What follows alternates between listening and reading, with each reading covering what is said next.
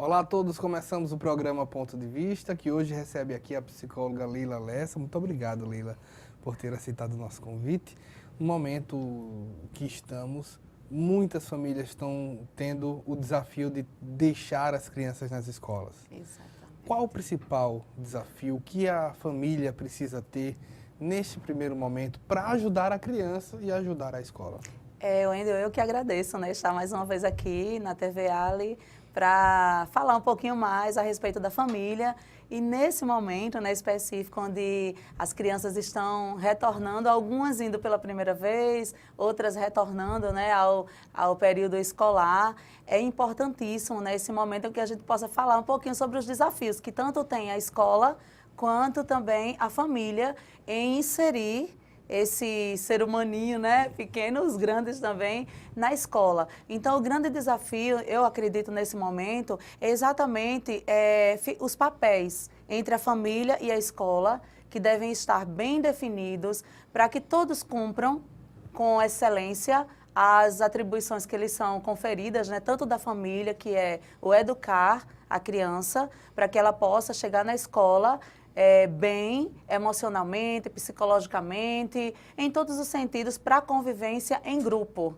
Porque a família, nós sabemos que é a primeira pequena, grande sociedade para a criança. Para a criança é grande. Ali muitas vezes tem o pai, a mãe, tem irmãos, às vezes tem a avó, o avô, o tio, a tia, enfim. A família é a primeira sociedade da criança. Então, onde a criança aprende a conviver em grupo, primeiramente nessa família. Então, é papel da família educar a criança bem, para que ela possa fazer essa transição de grupo de uma forma boa. Transição desse grupo familiar para o primeiro grupo pós-família, que é justamente a escola. Então, uma criança que é educada bem nessa família, que ela convive bem nessa família, que a família cumpre o seu papel de educar a criança, ela vai fazer essa transição de uma forma tranquila, boa, vai chegar na escola. Nós sabemos que existe o período de adaptação. Toda adaptação, ela passa por conflitos, então a criança, ela vai chegar ali, ela ainda vai passar por alguns momentos de conflito com os outros amiguinhos, com a própria professora ou as professoras, enfim, para que ela possa entender, de fato, onde ela está e com todos os, como é que eu posso dizer, toda a educação que ela recebeu em casa, todos os ensinamentos da mãe, do pai, dos avós, ela possa exercer ali, naquela escola, e após esse primeiro período, ela vai seguir tranquilamente o seu trajeto escolar. A gente Então, sempre fala, isso é o que se espera, né? de uma certa maneira, que tipo, os pais sempre são receosos de que o filho volte para casa mordido, arranhado, que tem alguém que belisque, nesse sentido. Coisas naturais de criança, de uma para outra. Como lidar com isso? Olha só, é muito natural acontecer, porque, como eu falei, né, não é só a criança do lado de cá que vai levar para a escola os seus valores, o seu jeito de ser, a sua educação, não, as outras crianças que estão lá também vão levar. Na verdade, a gente fala, são muitas cabeças pensando ao mesmo tempo, são muitas crianças falando, brincando, agindo ao mesmo tempo. Então, assim, eu costumo falar, é impossível não ter conflitos nessa fase escolar, principalmente da criança pequena.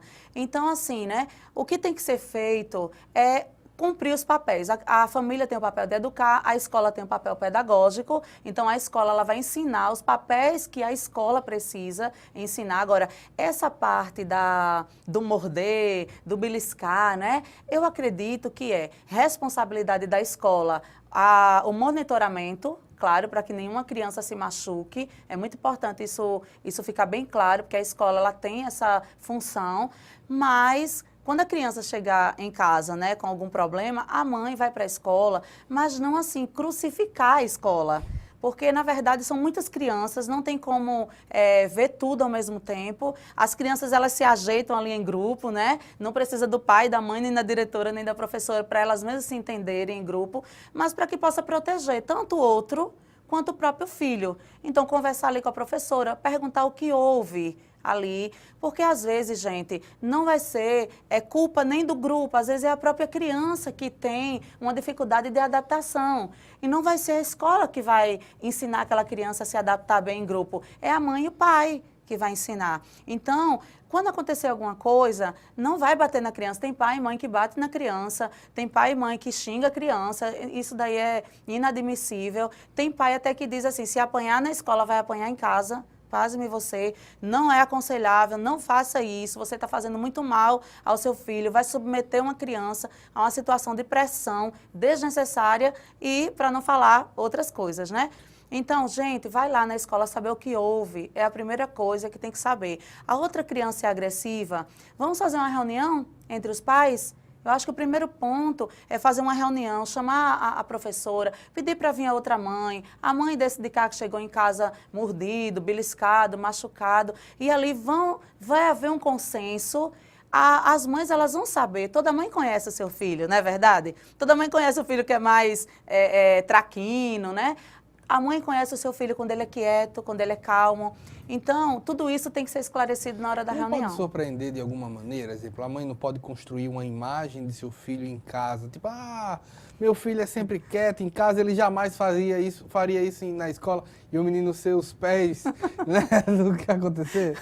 Olha, como eu sempre digo, né? Existe a teoria que fala do eu real e do eu ideal. Então, toda criança pequena, antes de ir para a escola, ela está dentro desse contexto do eu ideal. O eu ideal é aquele que o pai idealiza, a mãe idealiza e a personalidade inicial, né, daquela criança, ela vai se formando em torno daquilo. É o mais eu inteligente, sou mais é o mais inteligente, isso, eu sou mais inteligente, mais comportado, eu sou o reizinho da casa ou a rainha, a princesinha da casa. Então, quando chega na escola, esse eu ideal, ele vai se confrontar com o eu real. O que é o eu real? É que ela é uma criança como todas as outras. Ela tem as particularidades dela, que o pai considera, que a mãe considera, é o mais bonito, é o mais inteligente, é o mais fofinho, é o mais, né? Mas quando chega na escola, ele vai ser mais um ali. Isso é tanto difícil para a criança, que já estava acostumada com aquele tratamento em casa dos pais, dos avós, de ser, como eu já falei, o reizinho, e chega na escola, ele vai ter que compartilhar o que ele tem com outras crianças, ele vai ter que entender que ele não é o mais bonito, quando chegar na escola vai ter outro mais bonito do que ele, não é verdade? É difícil para a criança, mas também é difícil para os pais. Nós vemos que é uma situação onde todos ali têm que ter uma adaptação. Tudo, olha gente, tudo na nossa vida que nós participamos de algo novo vai exigir uma readaptação, adaptação e readaptação daquilo que a gente já tem dentro da nossa cabeça. Não pense que é só a criança que pensa que é especial. A mãe também pensa que ela é a mais especial. Não é só culpa da criança achar que ele é o melhor na sala de aula. A mãe também acha. E não é culpa de ninguém. É natural. Quem não vai criar o seu filho tratando ele como se ele fosse um rei, realmente? Todos vão. Agora, é lógico que a gente sabe que tudo tem limite. Até o tratamento especial que a gente dá para o nosso filho tem limite. E eu acredito que todo pai e toda mãe deve entender que ele está educando o seu filho para que ele, posteriormente, ir conviver em grupo. Ele vai conviver em grupo posteriormente. Então, se você está criando o seu filho e a sua filha achando que ele vai ficar com você a vida inteira, não é verdade. Então, é preciso você criar, tratando ele, dando todo o estímulo dele ser especial, sim, mas dizendo para ele que existem outras pessoas, outras crianças que também são especiais, que também são inteligentes, que também são bonitos, que também merecem ser tratados com respeito. É importante o pai e a mãe saber que não é a escola que tem a obrigação de ensinar a empatia para o filho. O se colocar no lugar do outro deve começar em casa, quando a criança aprende a se colocar no lugar do irmãozinho, a se colocar no lugar da mãe, para não bater. Criança tem aquela fase de bater, para se colocar no lugar da mãe, se colocar no lugar do pai, do avô, da avó. Então, essa criança ela já vai ser preparada a conviver em sociedade em casa. Quando ela chegar na escola, ela vai se confrontar com o novo, mas ela já vai ter uma ideia de respeito, de empatia, ela já vai ter uma ideia de como tratar uma sociedade. É importante observar, exemplo, antigamente, pelo que se sabe, você chegava, deixava seu filho na porta da escola, pelo menos nesses primeiros dias, e ia embora. Isso. Esperava que ele não chorasse. Uhum. Hoje, há algumas escolas que abrem os primeiros dias para os pais. Essa observação é importante. Voltou da escola, está em casa, é importante observar como ele está em casa depois disso? É muito importante. As escolas que fazem isso, elas atendem até um critério de humanização, que é justamente a mãe acompanhar aquele primeiro momento que nós falamos aqui, que é tão difícil na vida da criança. Vai ter criança, por que falamos em humanização? Porque a humanização é o tratamento particular que nós damos a cada indivíduo, a cada ser humano, na necessidade de cada um. Então, a mãe, ela precisa observar que tipo de reação o seu filho ou a sua filha vai ter quando chegar na escola, que se deparar com aquele mundo novo. É um mundo novo. Quando você deixa a criança e vai embora, precisamos entender que a criança, ela ainda não tem na cabeça dela concreto que aquela mãe vai embora e em breve ela vai buscar para pegá-la. A criança, quando ela é deixada, sem muitas explicações, ela pode sim experimentar a angústia do abandono. Naquele momento. Ela não tem a nossa mesma ideia de tempo, de espaço. Não, ela não tem. Então, ela vai poder achar que aquela mãe ali foi embora e nunca mais vai voltar, dependendo da idade da criança. Nem tudo é tão simbólico para a criança. Tem criança que entende só o concreto, ainda dependendo da fase e da idade que ela está naquele momento. Então, muitas vezes a mãe vai precisar ficar, vai precisar ver como que a criança está se adaptando naquele novo ambiente, vai precisar como que ela está se adaptando aquelas novas pessoas que ela está vendo ali, que ela nunca viu na vida. Aquelas crianças que estão ao redor dela, vai precisar ver como que ela vai reagir com aquelas outras crianças, se ela vai reagir com agressividade, se ela vai reagir de boa, de uma forma tranquila. Então, é importantíssimo. E quando aquela criança já está adaptada, segura o ambiente, já está ali, já participando até das brincadeiras com as outras crianças, com certeza que a criança vai se sentir muito mais segura quando a mãe der um tchau, porque ela já está inserida naquele contexto. Aí quem chora é a mãe, né? Aí quem chora é a mãe, que também sente a sensação de abandono. Por incrível que pareça, é perda, gente. Olha, foi perda, a gente sentiu aquela sensação de perda, vem a angústia. A mãe que vê que a criança está bem sem ela. Sim. Existe sim essa parte do, até um pouco de egoísmo, né? Mas é natural, não tem nada de ruim nisso aí. É natural, a mãe que tem ciúme, a mãe que também, às vezes o pai trabalha o dia todo e aquela mãe estava acostumada a ficar só com aquela criança o dia todo em casa. Então, isso daí é natural, que a mãe vai sentir aquela sensaçãozinha, ai, o meu filho ficou bem sem mim. Não é verdade? Mas aí a mãe depois vai cair em si e vai entender que o melhor para o filho é realmente o filho ficar bem sem ela.